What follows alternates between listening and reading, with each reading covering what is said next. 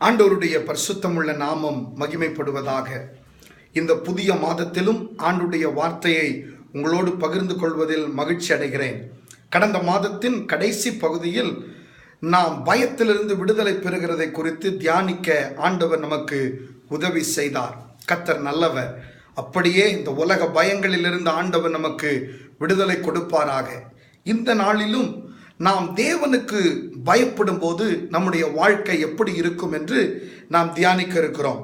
இந்த நாளில் யோபுவை குறித்து நாம் தியானிப்போம். யோபுவின் புத்தகம் 1ஆம் அதிகாரத்தில் ஆண்டவரே யோபுவை குறித்து சாட்சி கொடுக்கிறார். அவன் தேவனுக்கு பயந்தவன் என்று நாம் வேதத்திலே பார்க்கிறோம். ஆண்டவருடைய நாமம் மகிமைப்படட்டும். யோபுவின் வாழ்க்கையில் யோபு கர்த்தருக்கு பயந்து அவன் காணப்படுகிறதை பார்க்கிறோம்.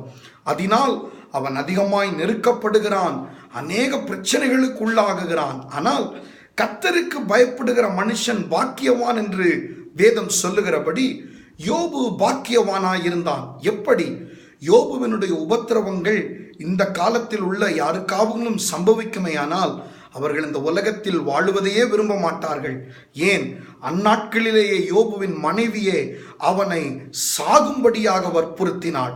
அந்த அளவிற்கு அவன் வேதனையும் அவன் நெருக்கப்படுகிறதையும் நாம் வேதத்தில் பார்க்க முடிகிறது. ஆனால் யோபுவின் வாழ்க்கையில் யோபு கர்த்தருக்கு பயந்ததினால் தான் இழந்து போன எதை குறித்தும் அவன் பயப்படவில்லை.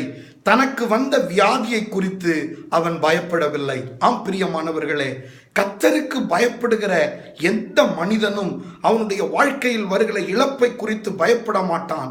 அவனுடைய சரீரத்தில் இருக்கிற வியாதியை குறித்து பயப்பட மாட்டான்.